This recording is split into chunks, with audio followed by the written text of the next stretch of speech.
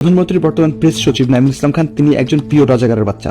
নিজের মুখে স্বীকার করে ক্ষমা চাওয়া রাজাকারের বাচ্চা তিনি, যিনি এখন শেখ হাসিনার একেবারে ঘনিষ্ঠজন। তাকে ছাড়া বর্তমান আওয়ামী লীগের একটি অক্ষর লেখা সম্ভব না। বর্তমান হাসিনা সরকারের বেসামরিক বিমান পরিবহন ও পর্যটন মন্ত্রী ফারুক খান সুন্দরবনের মধুর মতো খাঁটি তার রাজাকারিত্ব। মুক্তিযুদ্ধের সময় পাকিস্তানিদের পক্ষে দিনাজপুরে কর্মরত ছিলেন।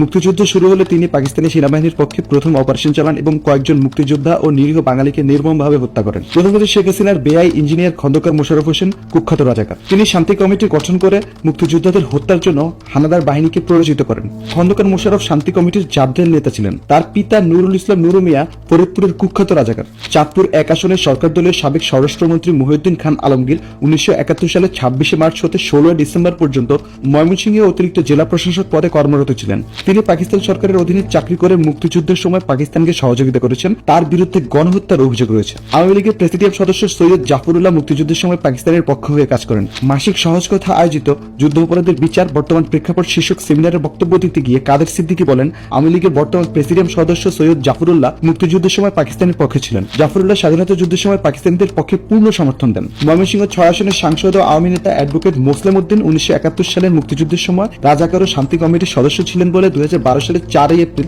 Tribunal war funding facts finding কমিটির আহ্বায়ক ডাক্তার এম এ হাসানের দেওয়া যুদ্ধ অপরাধের তালিকায় 73 নম্বরে উল্লেখ করা আছে, যা পরবর্তীতে ওই মাসের 22 এপ্রিল দৈনিক ডেস্টিনি পত্রিকায় প্রকাশিত হয়। রংপুর 5 আসনের সাংসদ আওয়ামী লীগের কেন্দ্রীয় অর্থ সম্পাদক এইচ এন আশিকুর রহমান 1971 সালে 26 মার্চ হতে 16 ডিসেম্বর পর্যন্ত পাকিস্তানি সরকারের অধীনে অতিরিক্ত জেলা প্রশাসক পদে টাঙ্গাইলে কর্মরত ছিলেন। এই সময় তিনি পাকিস্তান সরকারকে মুক্তিযুদ্ধ বিরোধী কর্মকাণ্ডে সহযোগিতা করেন। আওয়ামী লীগের সাবেক সাংসদ ও আইনমন্ত্রী অ্যাডভোকেট কামরুল ইসলাম রাজাকার পরিবারের সদস্য। তার বড় ভাই হাকিম হাফিজ আজিজুল ইসলাম নিজাম ইসলামের পার্টির কেন্দ্রীয় প্রচার সম্পাদক ছিলেন। পাকিস্তানি হানাদার বাহিনীকে সহযোগিতা ও মুক্তিযোদ্ধাদের সহায়তা করার জন্য তার নেতৃত্বে ঢাকায় প্রথম শান্তি কমিটি গঠন হয়। একই সঙ্গে তিনি রাজাকার আলবদর ও আল শামস বাহিনীকে সর্বাত্মক সহযোগিতা করেছেন। অ্যাডভোকেট কামরুল ইসলাম মুক্তিযুদ্ধের 9 মাসে স্বাধীনতা বিরোধী কর্মকাণ্ড চালান, পাশাপাশি মুক্তিযোদ্ধাদের কর্মকাণ্ডের বিরুদ্ধে বড় ভাইকে সার্বিক সহযোগিতা করেন।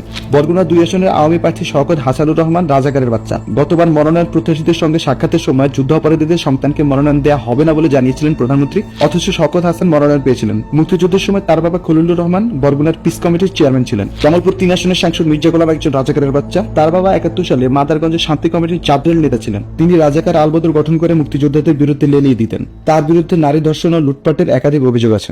বাংলাদেশ আওয়ামী লীগ এবং শেখ হাসিনার আশেপাশে রাজাকার এবং রাজাকারের বাচ্চারা পূর্বে ছিল, এখন আছে এবং ভবিষ্যতেও থাকবে। এইসব বিষয়ে সম্পূর্ণ ভিডিও বানাতে গেলে ভিডিও দৈর্ঘ্য হয়ে যাবে 10 ঘন্টা, কিন্তু ভিডিও শেষ হবে না। চিন্তা করুন জামাতে ইসলামের কথা, যারা আওয়ামী লীগ সরকারের সঙ্গে জোট করার সময় ছিল ফেরেস্তা সমতুল্য, আর বিএনপির সঙ্গে জোটে আসার পর তারা হয়ে যায় রাজাকার। আওয়ামী লীগ স্বাধীনতা বিরোধীদের সঙ্গে যে জোট বেঁধেছে, যে লিয়াজো কমিটি করেছে, এই সমস্ত পরিপ্রেক্ষিতে আজকে কি এটাকে আমরা বিশ্বস্ত মুক্তিযুদ্ধের বিশ্বস্ত একটা প্রতিষ্ঠান হিসেবে বিবেচনা করতে পারবো? যেখানে জনগণের ভোটের অধিকার আদায়ের বিষয়টা রয়েছে, জনগণের অধিকার আদায়ের আন্দোলনে কিছু কৌশল আমরা অবশ্যই অবলম্বন করেছি। কারণ মুক্তিযুদ্ধকে পুঁজি করে আওয়ামী লীগ ব্যবসা করে, যুদ্ধ নয়। যিনি আওয়ামী লীগ করে তিনি মুক্তিযোদ্ধা, আর মুক্তিযোদ্ধা যদি আওয়ামী লীগ না করে তাহলে তিনি রাজাকার সমতুল্য। যার কারণে তরুণ সমাজ বর্তমানে গৌরবান্বিত মুক্তিযুদ্ধ থেকে মুখ ফিরিয়ে নিচ্ছে। মুক্তিযুদ্ধকে নিজেদের বাপদাদার সম্পত্তি হিসেবে আওয়ামী লীগ এভাবে প্রচার করতে থাকলে একসময় প্রকৃত মুক্তিযোদ্ধা এবং তার পরিবারের লোকজন নিজেদের মুক্তিযোদ্ধা পরিবারের সদস্য হিসেবে পরিচয় দিতেও ইতস্তত বোধ করবেন। আল্লাহ হাফিজ, আসসালামু আলাইকুম।